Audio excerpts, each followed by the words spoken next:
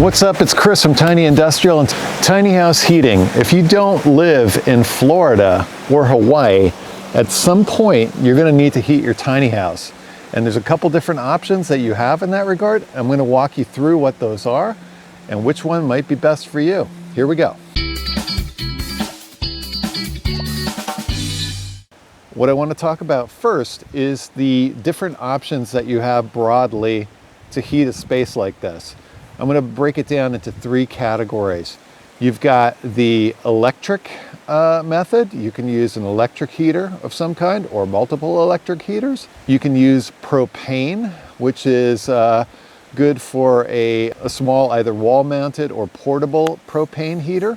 Or you can use, the combustion method in the sense of you can have a wood-burning stove, coal-burning stove. So when it comes to electric heaters, you can have effectively a built-in heater, so one that doesn't move around, that you either attach to the wall. There's some that are integrated into the wall. That's an option. And by the way, I'm going to put links to all these various possibilities down into the description below, so please check them out. And then you have, you have those mock sort of fireplaces. You have the ability to do in-floor heating as well. This is kind of, I would say, a solution that you come up with as you're building the house, because it's very difficult to retrofit a house with in-floor heating. But they do sell mats on Amazon. It typically wouldn't be the entire floor in a tiny house, but you would find a section that you spend probably the most time in, like the living area, if you will, and that's a great way to go. So those are broadly your electric heating options. When it comes to propane, there are a couple options. One like this is a portable propane heating option. It is a Mr. Heater Portable Buddy. What a horrendous name for an otherwise really cool device. But this thing runs off of these 1-pound propane canisters. These also come with mounts on the back where you can attach it to the wall. So that's an option. Not terribly elegant, doesn't look that great, but it's a very effective and puts out a ton of BTU to heat a small space like this. They do sell other propane heaters. The cream of the crop in that regard, I would say, is the Dickinson heater. That is like a marine wall mount heater. I'll put some pictures up on the screen for you. That runs both on solid fuel. They have a solid fuel version, and then they have a propane version. So if you run like a 20-pound propane tank line into the house, that is a great way to go. It obviously needs to vent to the outside. This particular device does not. It obviously is a lot more expensive than our portable Mr. Heater Buddy over here. So we talked about electric, we talked about propane. The off-grid scenario that I referenced earlier is one where you would utilize a wood-burning stove. I would go for as small a wood-burning stove as you can, because it's not a big space, because I'd heard sort of horror stories about like it gets too hot in there. Be careful with that option. That said, I do have some minor regrets of not having utilized the wood stove in this particular house. I think it might have been nice to have. So if you're prepping, if you're getting ready for the end of the world, a wood stove is probably the way to go. But you have to realize too that a wood stove is going to, again, occupy a couple square feet of the already very small space. So, that's a consideration as well.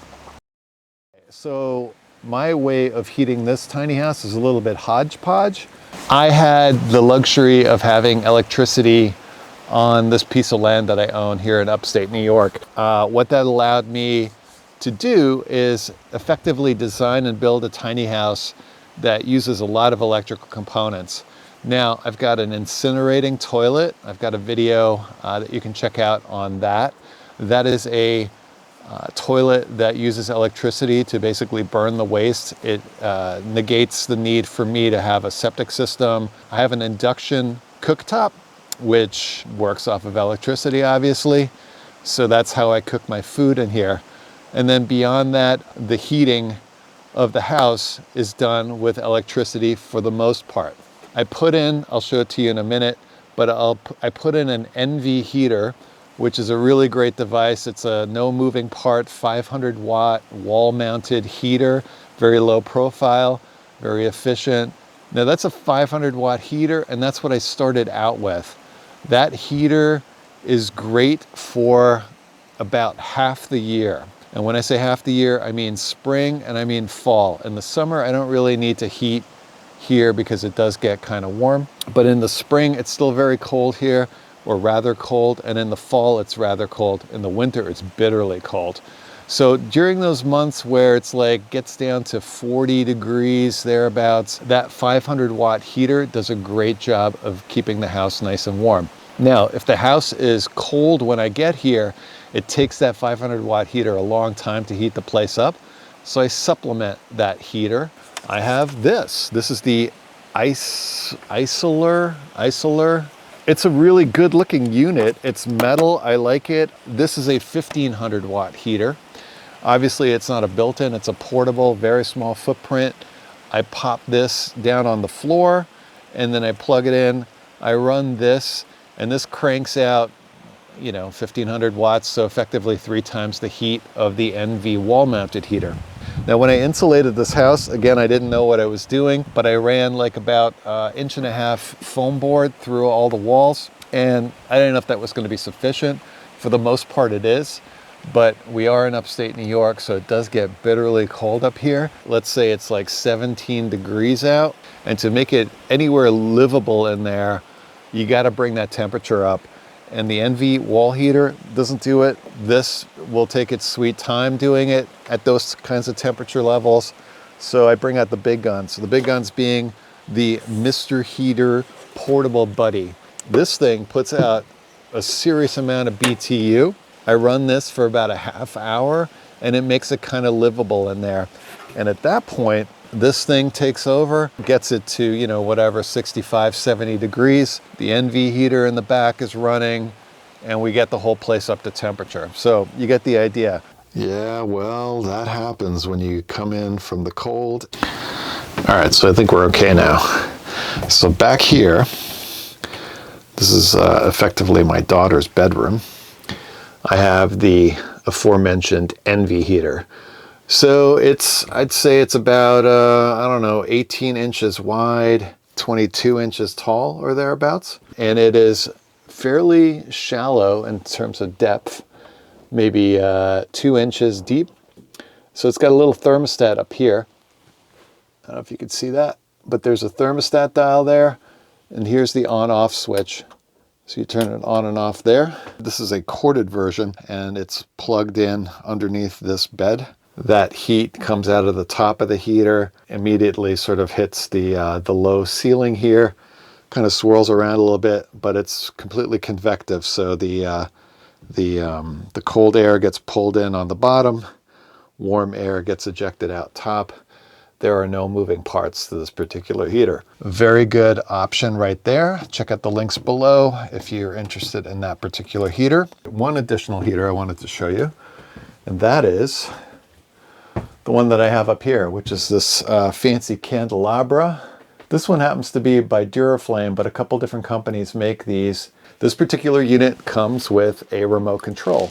So what I do is I take that remote control, I bring it up into the loft sleeping area, which is up here. And when I have the remote control up there, I have the ability to turn this thing on and off. Now, by turning it on and off, I mean, I can cycle through the various lights that are available in it, which is nice. It's a really low-key way to provide lighting in the space in the evenings as well. But more importantly, you have this button on the bottom here, which when you turn it on, turns on the heater portion. And this is another 1500 watt heater. Now, given that it's located so high up in my tiny house and heat rises, when I turn this on, it really just heats the upper half of the tiny house. It doesn't really get down to here, but that's great when I'm lying up there in bed and it gets cold at night. I can switch on this heater and for 10, 15 minutes, and it's nice and toasty again up there. So that's a really good way to go. So you can see in here, there's heating elements in there, and those put out a pretty decent amount of heat. There's a blower fan in there. Yeah, it's kind of kitschy, but you know what? I like this thing. It's a great heater, and again, the remote control functionality is really like a cool thing. Between the candelabra, the Envi heater, the small Isolar heater, and the Mr. Buddy, I basically have all my bases covered. The Mr. Buddy is for those real dire middle of the winter situations, to just get the house up to temperature and then have the electric take over. So that is how I heat my tiny house, all electric except for, of course, the Mr. Buddy heater. So those are your tiny house heating options as it starts to snow in the glorious Catskill region of upstate New York. That is how I heat my tiny house. I've described, hopefully, some stuff that's going to help you in your own tiny house journey. If this has been in any way helpful to you, please hit the like button. Drop a comment below if I left out anything, or if you feel like I didn't describe something. That's it from Chris at Tiny Industrial. Check out my other content. Hit subscribe if you want. And yeah, we'll see you in the next video. Thanks so much and take care.